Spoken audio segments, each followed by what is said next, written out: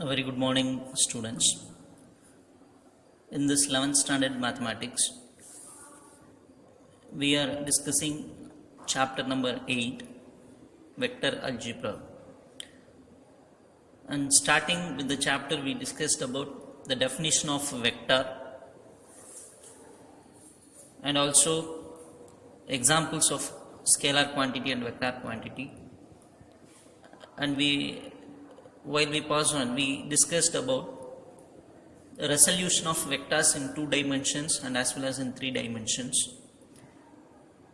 And we discussed about what is direction ratio and direction cosines of a vector, how to find it. And moving on from that, we went on to see there are 2 types of product available in vector algebra. One is scalar product, other one is vector product. Scalar product is otherwise called as a dot product, and vector product can be called as a cross product, right? These are the things that we have seen. And properties of scalar product we discussed, and we did few problems based on properties of scalar product.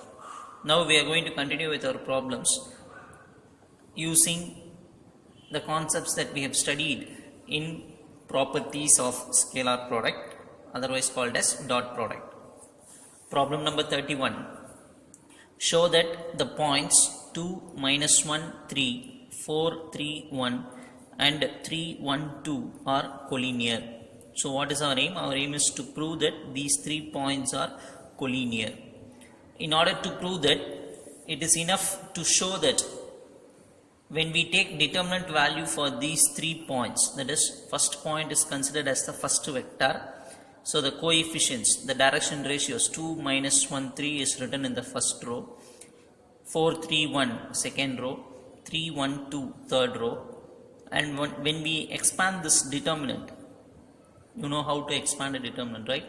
This is symbol wise. If we see plus minus plus, so plus 2 into leaving the row and that particular column and cross multiplying the remaining numbers, 6 minus 1. Similarly, minus is the place value, already one minus present, so plus 1 into 8 minus 3. So plus 3 into 4 minus 9. When we simplify, answer comes as 0. So if 0 comes, we will say that the given 3 points are collinear. If the value is not equal to 0, we will say the given points are not collinear. Moving on to the next sum, problem number 32. Find the projection of the vector this on another vector this. And while reading this question, we should be able to remember or recollect the properties that we studied. That is geometrical interpretation of scalar product. If we see, there are 2 types of formulas available there. One is projection of A vector on B vector, other one is projection of B vector on A vector. And if we see here in this question, we need to find the projection of this vector on this.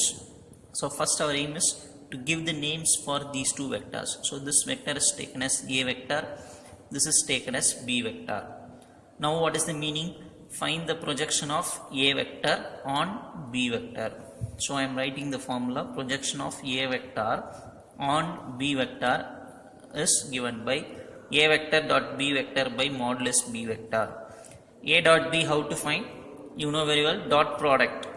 So I with I, J with J, K with K. So coefficients of I, 1 into 2, 2, 3 into 6, 18, 7 into 3, 21, 7 into 3, 21, divided by modulus of B vector means we should take modulus for this vector. So square root of 2 square is 4, 6 square is 36, 3 square is 9. So when we simplify, root 49 comes, which is nothing but 7. So 41 by 7 is the answer for this problem. So this is taken as A vector, this is taken as B vector. So we are finding projection of A vector on B vector. Accordingly, we use this formula and getting this answer. Problem number 33. Find lambda when the projection of A vector, which is given by lambda I plus j plus 4k vector, on B vector 2i plus 6j plus 3k is 4 units. You can understand the question very easily. Here the projection value is given. Projection value is 4 units. we should find lambda when this vector is projected on this. So A vector is projected on B vector. Answer is 4 units. We need to find lambda.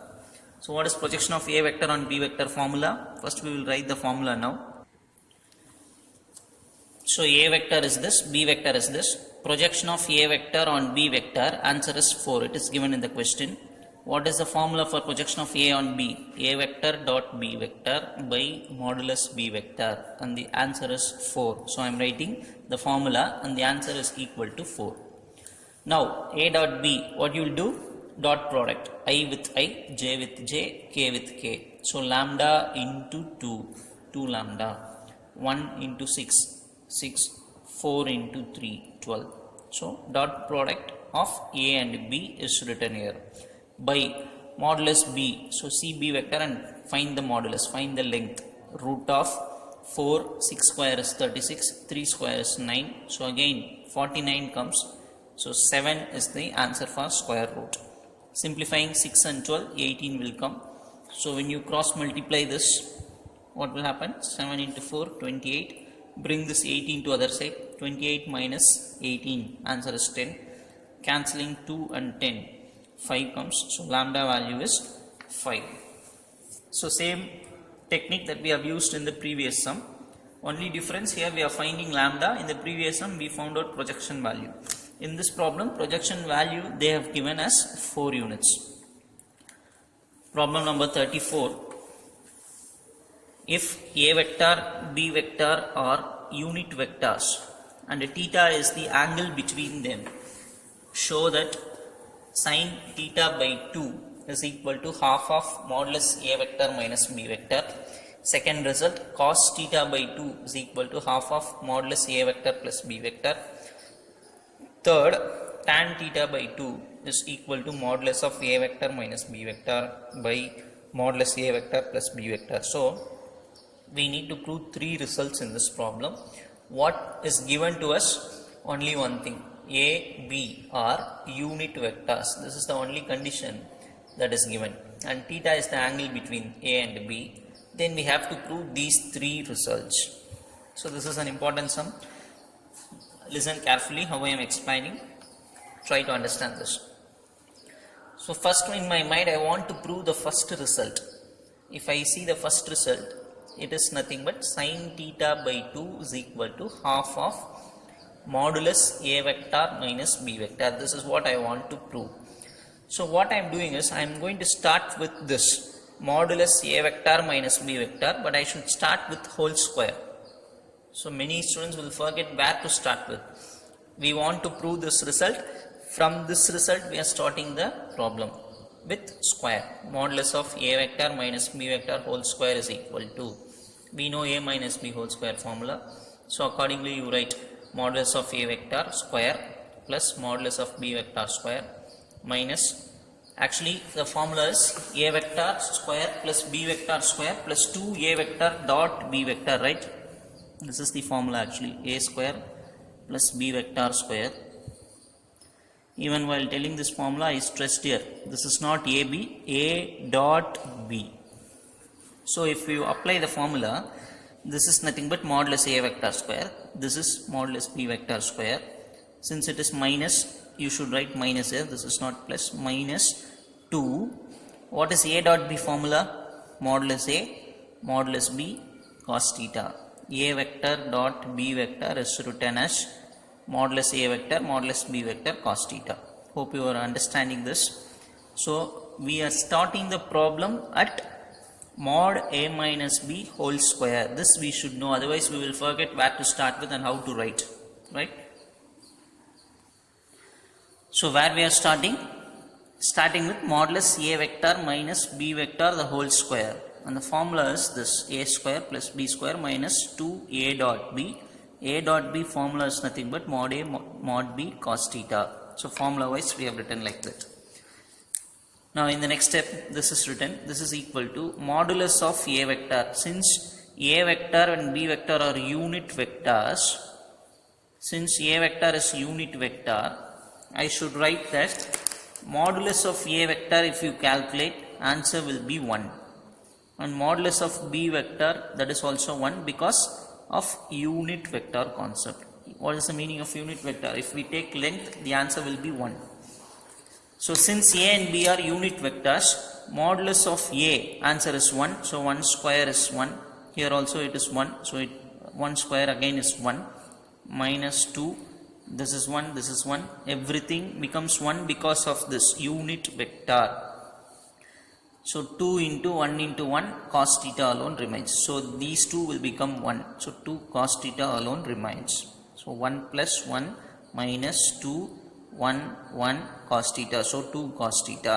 Believe that you will understand this. So how to write this now? 2 minus 2 cos theta, right? 2 minus 2 cos theta. Now again I am going to see, we are trying to prove this result, right?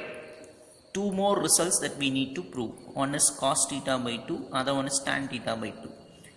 If you see this result, half modulus A vector minus B vector.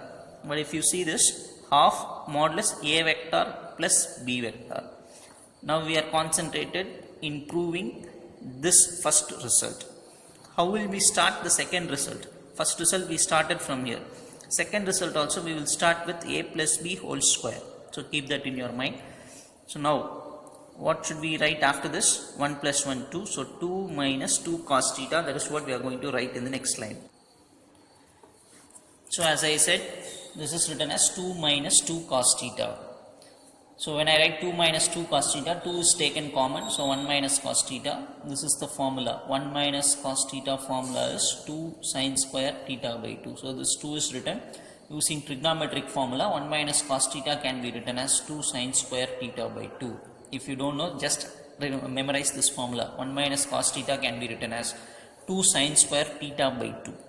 Now what is present in the left hand side? Modulus A vector minus B vector whole square. So whole square is taken to this side, becomes square root. When square comes to other side, it becomes what? Square root. When I take square root, 2 2's are there. So 1 2 will be coming outside. Sin square will be there. So square root and square will get cancelled. So only sin theta by 2 remains. Try to understand what I am telling. So using trigonometric formula, 1 minus cos theta is written as 2 sin square theta by 2. What is present in the left hand side? Modulus A vector minus B vector whole square. When square comes to this side, it becomes square root. So 4, 2 to the 4 becomes 2. Sin square theta by 2 becomes sin theta by 2 when square root is taken. So now when I take this 2 to other side, 2 goes to this side, becomes 1 by 2. So 1 by 2 modulus A vector minus B vector is equal to sin theta by 2. This is the first result that we needed to prove. So we proved the first subdivision. Now as I said, second subdivision, where should we start with? Modulus A plus B whole square. So accordingly you write the formula modulus A vector square plus modulus B vector square. Here it will be plus 2AB. 2A dot B. A dot B formula is mod A mod B cos theta. Since A and B are unit vectors, modulus answer is 1. So 1 square 1, again 1 square 1. 2 into 1 into 1 into cos theta. 2 cos theta. 2 plus 2 cos theta. Taking 2 common, 1 plus cos theta. 1 plus cos theta trigonometric formula. If you see, trigonometric formula for 1 plus cos theta is 2 cos square theta by 2. Again square comes to the side, becomes square root. So 4 becomes 2, cos square becomes cos theta by 2. Taking this 2 to other side, 1 by 2 modulus A vector plus B vector is equal to cos theta by 2. This is the second result that we needed to prove. So we proved the first subdivision here, second subdivision here. Third subdivision, what we need to prove? Tan theta by 2. We have the answer for sin theta by 2 and cos theta by 2. We know very well tan theta. How will you write?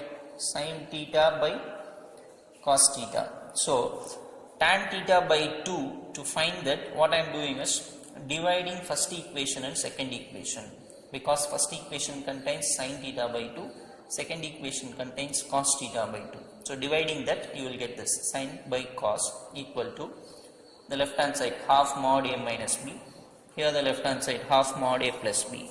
So sin by cos becomes tan theta by 2. Here half gets cancelled. So the remaining thing is mod A minus B by modulus A plus B. So the third result is also proved. Hope you would have understood this, right? First result, where we started, modulus of a vector minus b vector whole square. Second result, where we started, mod a plus b whole square. After finding sin theta by 2 cos theta by 2, tan theta by 2 is obtained by dividing first equation and second equation, and we got the third result easily. Hope you would have understood. So far we discussed problems based on scalar product. Scalar product is otherwise called as dot product.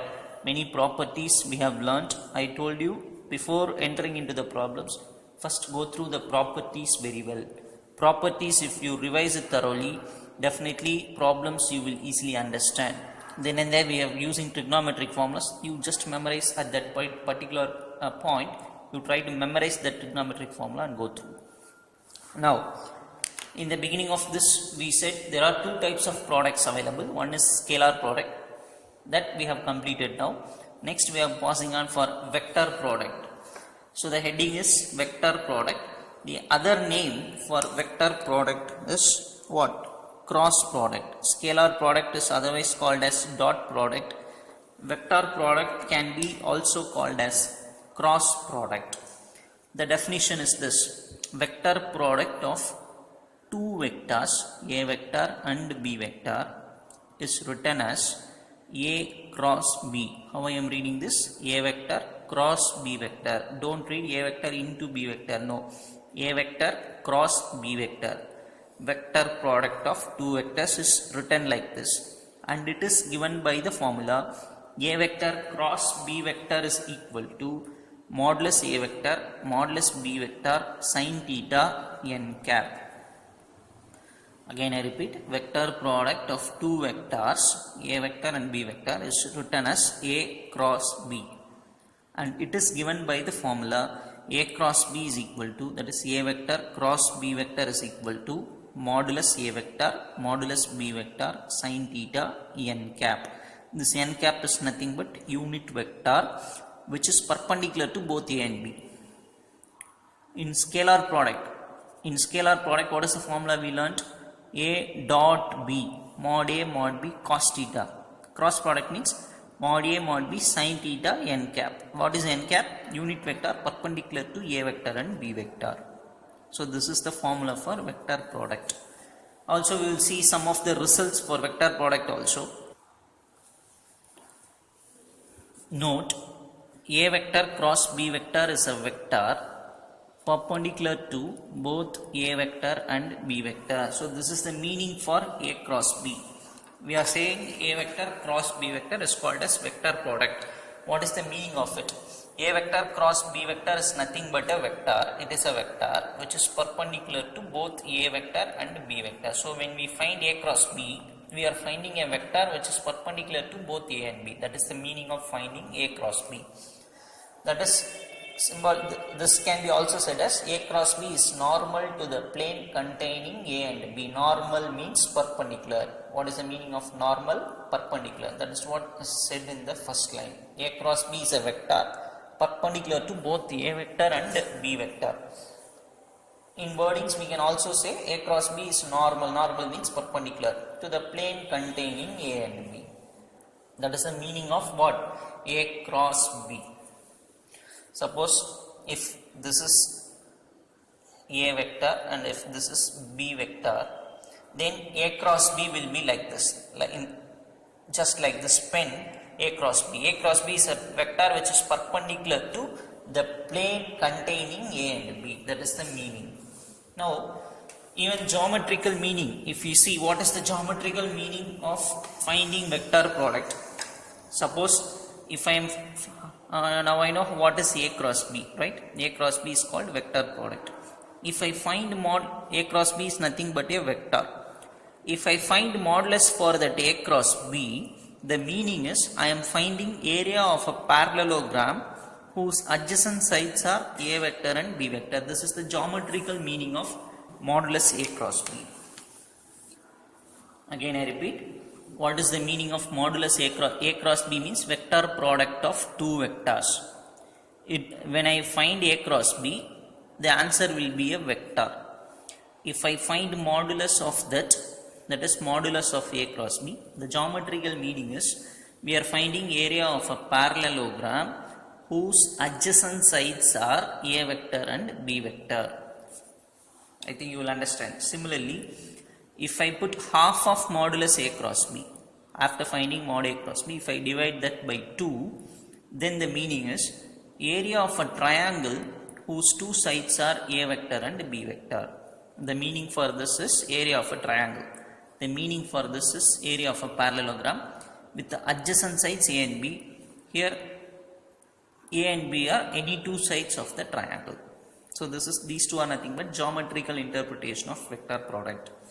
Now as we have seen properties of scalar product, there are properties also for vector product as well. So now we go through that. Properties of vector product. So these are all the things are very important, that if you spend more time in understanding all these things, problems will become more easier. Now properties of vector product. First one, A vector cross B vector can be written as minus of B vector cross A vector. So order is very important in vector product. If you see property in scalar product, we will say A dot B is equal to B dot A. They are equal.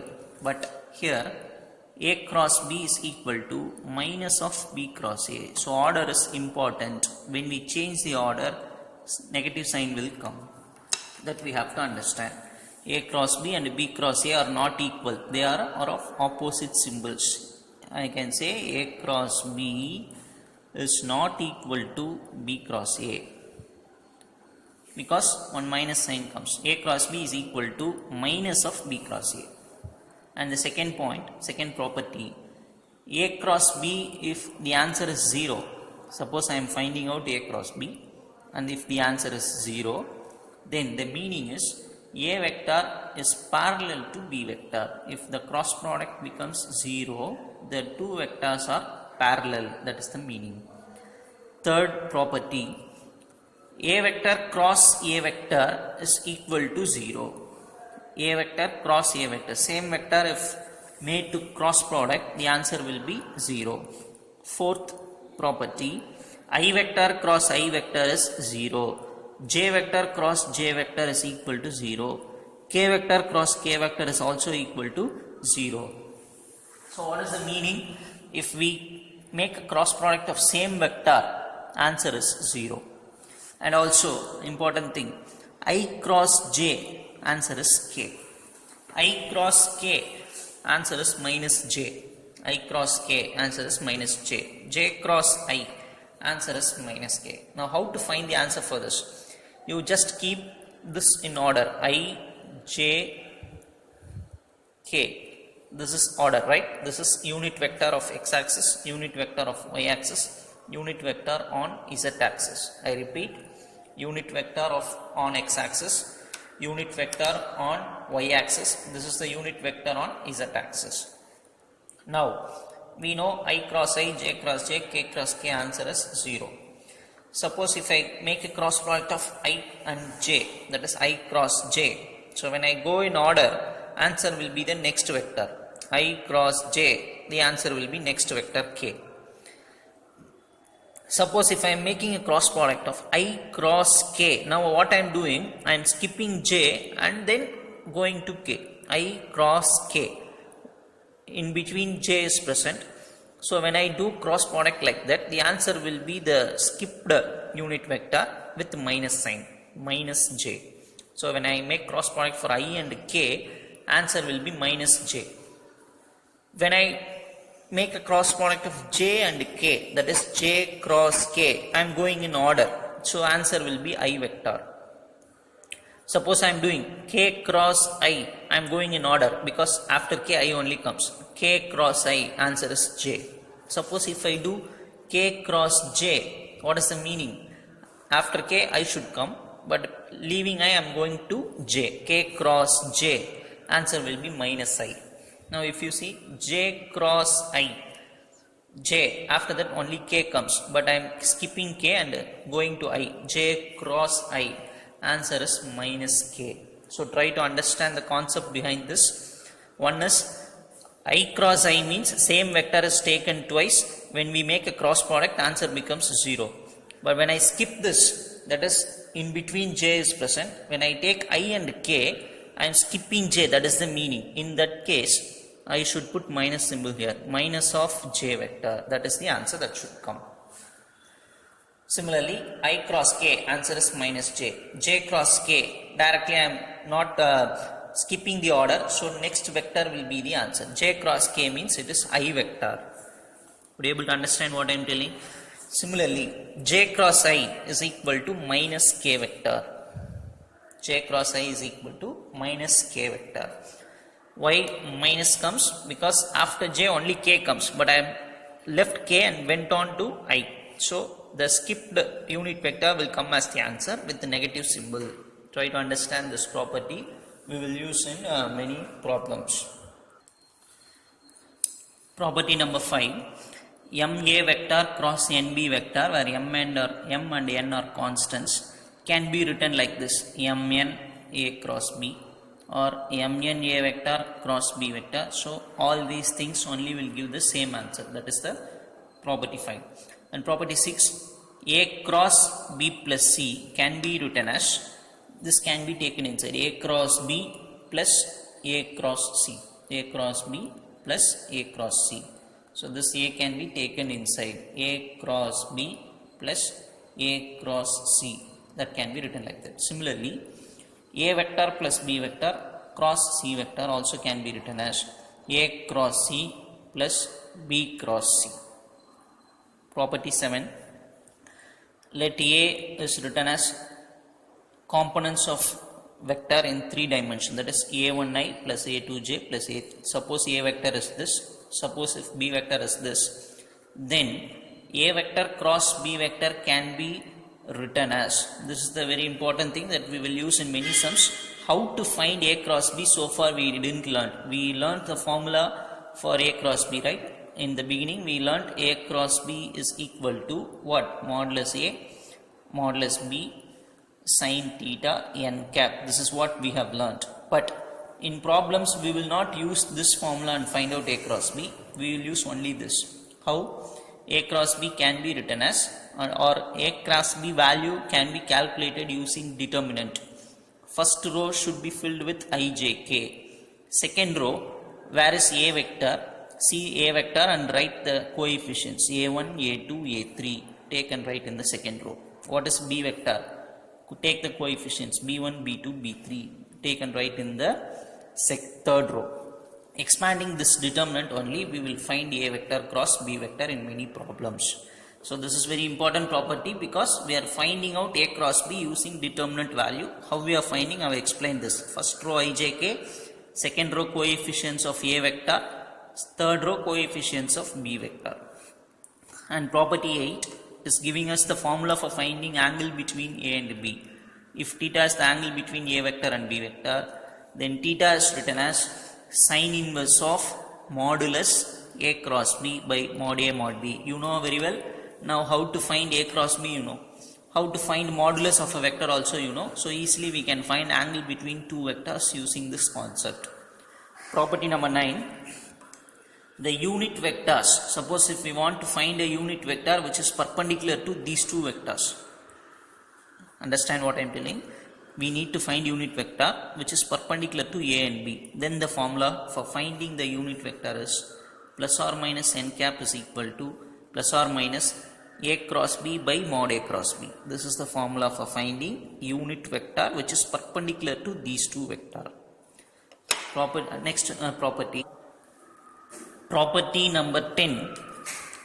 Suppose I want to find again a unit vector which is perpendicular to both a vector and b vector. Just now in property 9 we have seen, I want to find unit vector perpendicular to a and b, but also I know the magnitude of the vector. If the magnitude is lambda, then unit vector can be written as plus or minus lambda into a cross b by modulus a cross b.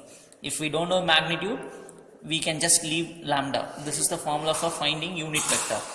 But if the magnitude is given lambda, then the formula becomes plus or minus lambda into a cross b by modulus of a cross b. Hope As I said, properties are the important thing that you have to thorough with to easily understand the problems. Now we will see one problem based on these properties. Problem number 35.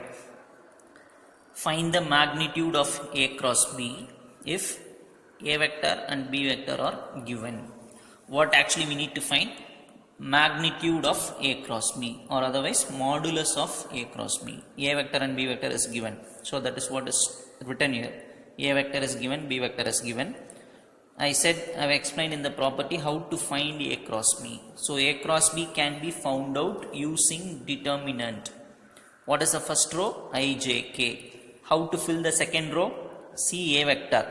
Take the coefficients 2, 1, 3. Write in the second row. See what is the second B vector. See the coefficients 3, 5, minus 2. Write it in the third row. Expand this determinant. I into minus 2 minus 15. This is minus, right? Minus j into minus 4 minus 9 plus k vector into 10 minus 3. So A cross B, simplifying this, you are getting a vector. What actually we need to find?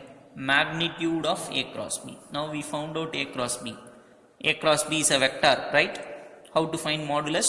Modulus is equal to square root of minus 17 whole square 289 plus 13 whole square 169, 7 square 49, adding all these things root 507. You can leave the answer here itself, or 507 is split as 3 into 169, out of which 169 can be taken outside the root and written as 13, because 13 into 13 169. So this is written as 13 root 3. Either you can stop the answer here or simplify and write stop the answer here. 13 root 3 is the answer. So A cross B is found using determinant value. After finding, we are finding modulus and getting the answer, right? Thank you, children.